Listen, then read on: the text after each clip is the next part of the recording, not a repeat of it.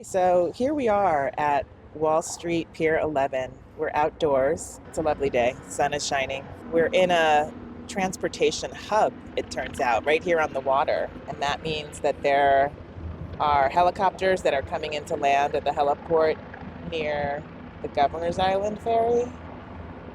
There are ferries that are coming in and out. And then these beautiful bridges off in the distance where we can see all of the commuter traffic going across.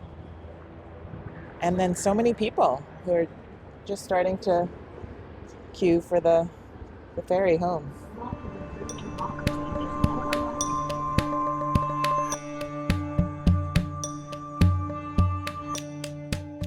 Welcome to Curriculum Encounters, a podcast about exploring knowledge wherever you find it. And thinking about what kind of knowledge matters for teaching and designing curriculum. I'm Jackie Simmons, an associate professor at Columbia University's Teachers College. And my name is Sarah Girth. I'm a research fellow at the Teachers College Digital Futures Institute. We are both educators and curriculum designers who care a lot about teaching and learning. In this podcast, we really want to encourage everyone to think deeply about knowledge and understand that you can have rich and varied learning experiences almost anywhere you find yourself. Come with us in this episode as we go to a ferry terminal, which really shifts our sense of perspective, an important quality for anyone concerned with what it means to learn and share what we know. So much more is going on as we slow down to hear the helicopters, absorb the movement of commuters, and listen to the seagulls. So in this curriculum encounter, we were so taken with the sensory experience of being outside by the water, in the sun, with so much activity around us, and what it does to our thinking about what we're doing today and our bodies and how we feel. We met up around 3:30. Yeah. Which is a big arrival departure time. So this pier was really packed with people getting off ferries, getting on ferries, and I docked at a very full city bike station. Jackie, you took the ferry over and you found a really lovely bench in the sun at the end of the pier to sit and wait. And we commented on how we were both struck by the smell of the water when we sat down. And the company of the seagulls and the pigeons who are also, their little tiny heads trained trying to get those last bright hours of sun. There's so much to look at. I'm looking at the water glistening right now, and it's so sparkly. It's the kind of bright that almost hurts to look at. And it's easy to ignore that the city is just adjacent to that sparkle. The highway is just out of view. I can turn my head and just slightly avoid it, so it just looks like the beauty of the water.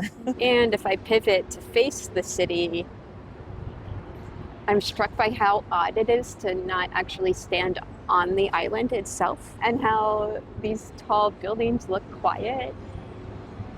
Being out here on a pier totally changes my perspective. Yeah, down here in the Wall Street area, these tall buildings really create so much shadow in the streets, and you can just see those shadows in these canyons between the skyscrapers, and then a glint of sun in a window, but then these deep dark shadows. And I can just imagine how much colder and windier it is in the labyrinth of streets. So what's curricular here? And by that, I'm thinking, Sarah, that you're asking me, what kind of knowledge am I noticing in this space, and how might I want to work with that knowledge? Maybe play with it, or simply think about it, or maybe share it with someone else in a way that communicates something that I'm thinking about. I can't stand in downtown Manhattan without thinking about the history of this city, because so much of the colony of New York started down here in this area. It's a very densely populated area of Lower Manhattan. And so I'm always thinking about what I know about that history, who was here, what their hopes were, how those hopes were thwarted. There's so many stories of individuals and communities and groups that often we just walk over. We don't really have time to pause and ask the questions about what came before us and how what is here has a history.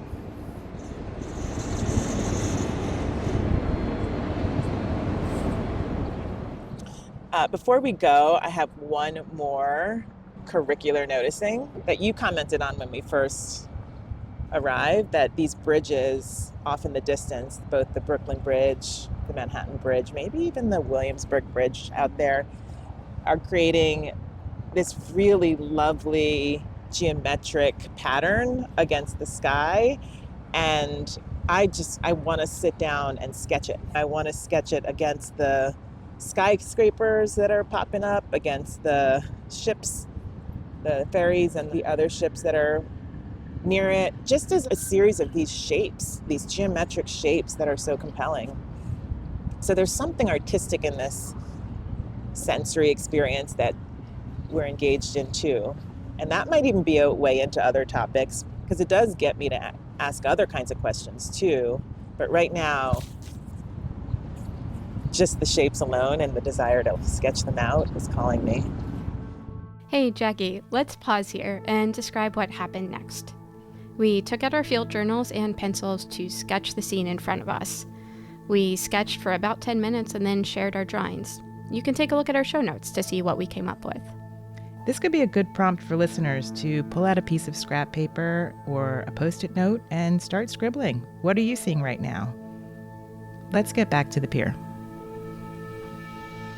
Ready? Ready? Okay, let's switch. We'll trade books and see what we were each doing. Here you go. Here you go. Ooh. Ooh. I love the quality of the line. Yeah, I love your lines. They're really swift. There's so much movement in your lines. Surprised me, because when I look at it, it's so still. Yeah. And then when I drew it, there's so much more movement than I actually feel looking at it. The more I looked at it, the more I could actually see the cars on the bridge. Oh, yeah. I was so distracted by all of the details, the people on the pier across the way, the cars. You know how sometimes that can feel a little stressful to try to get all the details? You can't possibly get all the details, And right? there are so many details in the scene, so many windows and all of the cables on the bridge, even the ripples of the water. And each one has its own perfection. Like the cables create this beautiful pattern of its own. You could just focus on those cables and that nice string pattern it's making. And you capture like the pattern of the little triangle supports on the bridge that the subway is going over right now, which also has a really nice shine in the sun. Oh yeah. Everything is still really glittering. So what do you think it means to pause and sketch something? Like, what does it do for you? It really slows down my noticing, and it makes me think about what I'm actually noticing. Yeah. It's such a good tool in that way, because we tend to rely on our eyes, and our eyes can, as we just said, hold only so much. And the sketch asks our eyes to just slow down. Look at me, it says. Pay attention to me. And then all of a sudden you notice different things that want attention.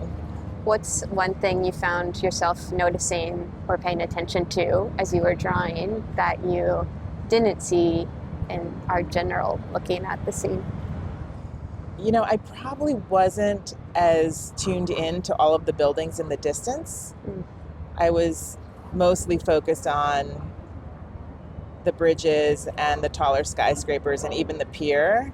And then when I really had sketched that out, I was left with the space behind the scene I had initially sketched. And I thought, oh, wow, there's so much more happening back there than I had even thought to capture the first time around. Yeah. I wonder how we might connect our sketching activity to the questions around knowledge that we started with. It's a great question.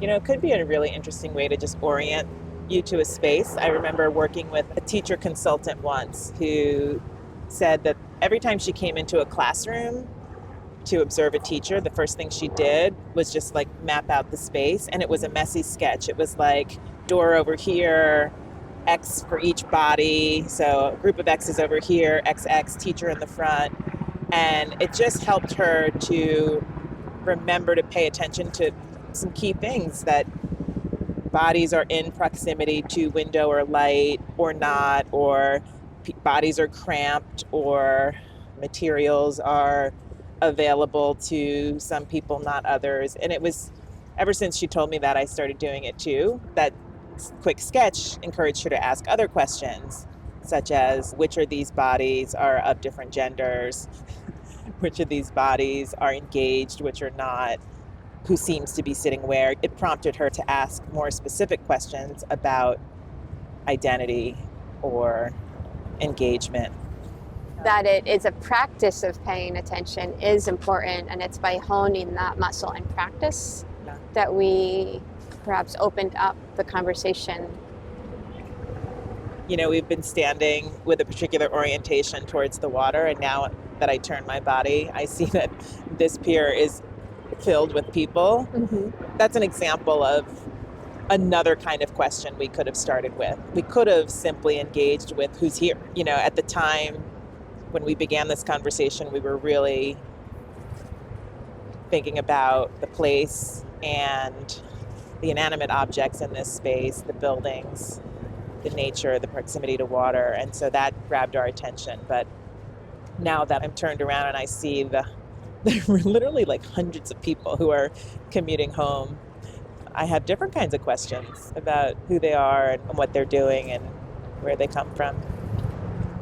We've been in more or less the same 10-foot radius for the past hour. But strictly in the sun. Strictly in the sun, only in the sun. We began looking south-ish. Yeah.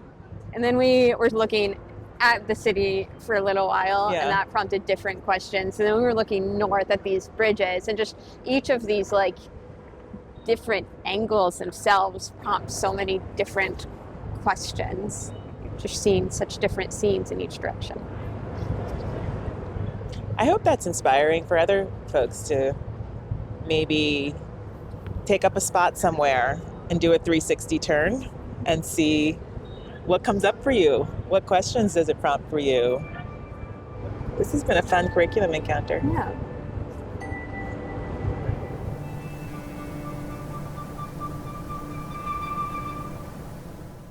So several themes emerged on our curriculum encounter on the Wall Street Pier. When we talk about the conditions of arrival, I think we're also talking about what's happening in the teaching and learning encounter. And by that, I mean that every learner comes into a learning space, a classroom, or even a meeting room, and you're bringing something with you. There's something on your back, and it might be an emotion, it might be a preoccupation, it might be a preoccupation with the content even.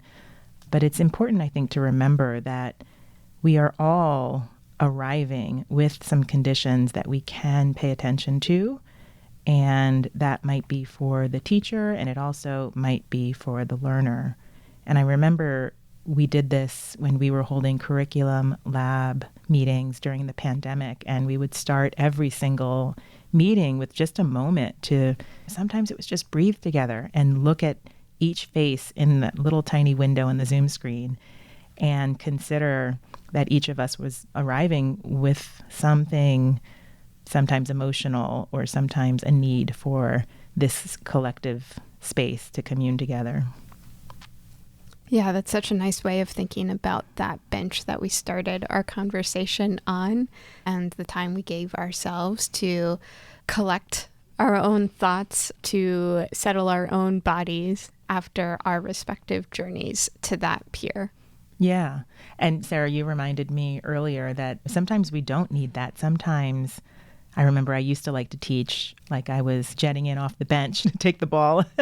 I'd like to jet into class, immediately start.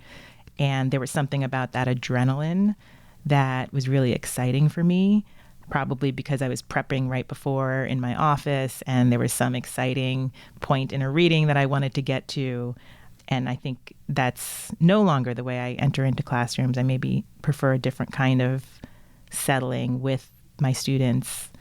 Yeah, I'm thinking of how many teachers' opening rituals for class stay the same and how many evolve over the years of teaching, whether it's the handshake or a bell or a period of reading and music or the do nows or whatever those rituals are to arrive. And I think our point is that many teachers have these rituals for arriving, but how many take into account the things students are bringing with them as they come into that space, whether learning histories or just what happened that morning.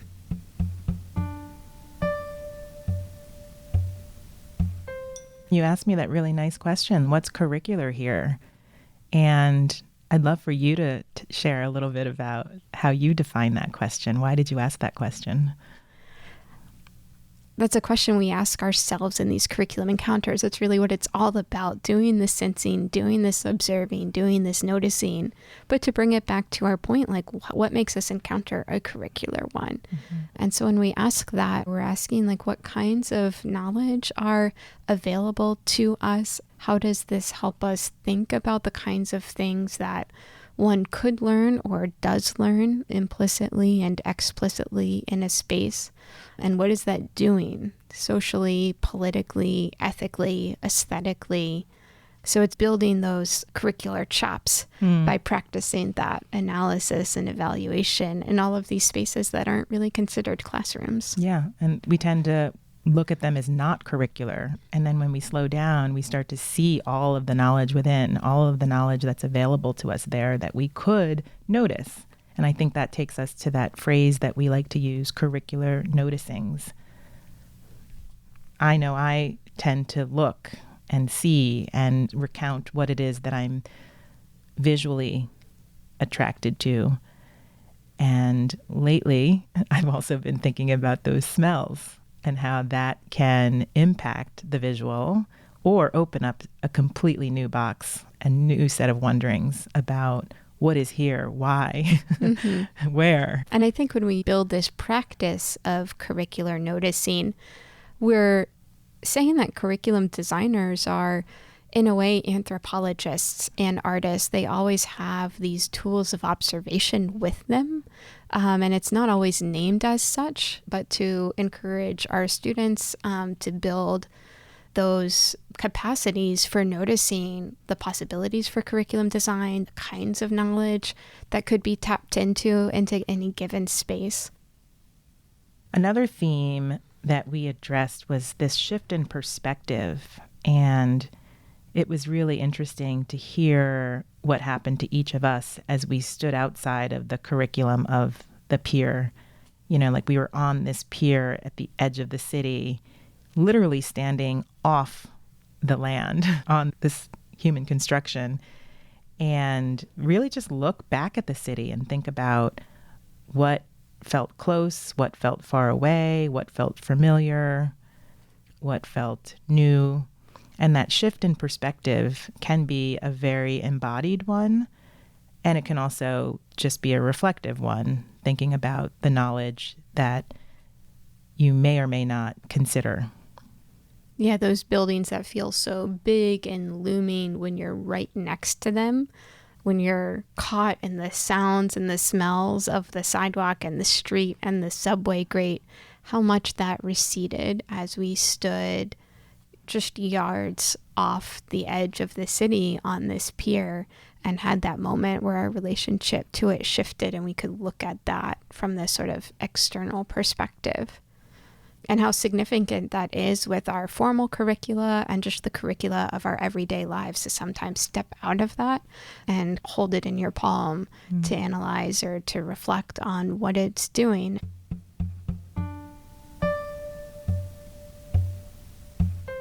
And so that leads us to our field guide for this episode. One activity that we'd like you to try out is to sketch. use your visual senses and make an artistic rendering of a place. And you might focus on something like patterns. What patterns do you notice? How do they overlap? How do they draw your attention to particular aspects of the space? Or another way in is to ask, what is artistic in this sensory experience that I'm having? What other kinds of questions does that bring you to? This might lead you to sketch as a curricular activity. And I think that's so powerful when it's done in community or with a friend, because then it may be really obvious to us what we observe, or it might be obvious to me what I'm observing. But when I compare my drawing with yours, Jackie, it becomes apparent that we just naturally notice different things and are drawn to different things. Yeah, it reveals a whole other set of knowledges that are available to you both. Yeah. Another activity is to shift your perspective, just as we stood on that pier on the edges of the city, to go to a place you inhabit frequently, one that's familiar, and to find a different vantage point there. If it's your classroom, maybe you sit in the student's seat, or you teach from the rear of the classroom. Or if your classroom has a window, you look in from the outside and see what's new, what you notice from that vantage point. You might also be doing this not in a classroom, or you might not be a classroom teacher, but there's so much in shifting your perspective to a usual space. And there can be so much to keeping a field journal so that you can jot down notes about what you are seeing, hearing, thinking, putting some words to that perspective to live alongside your sketches. Gives you a record, something to reflect on, something to share with someone else later, and then you have it available to you to impact your practice later on. Curriculum Encounters is a part of the DFI Podcast Network at Teachers College, Columbia University. It was edited by Sarah Girth and Jackie Simmons. Studio recordings are engineered by Billy Collins and Abu Abdelbagi. Website and social media support is by Abu Abdelbagi and Madeline McGee Stillman. Our theme music is designed by Noah Tichy. Listen to episodes of this podcast on our website or wherever you get your podcasts. And if you have comments, email us at curriculumencounters@tc.edu. And check out Pop and Play, a podcast about play and popular culture by our colleagues Haney Yoon and Nathan Holbert.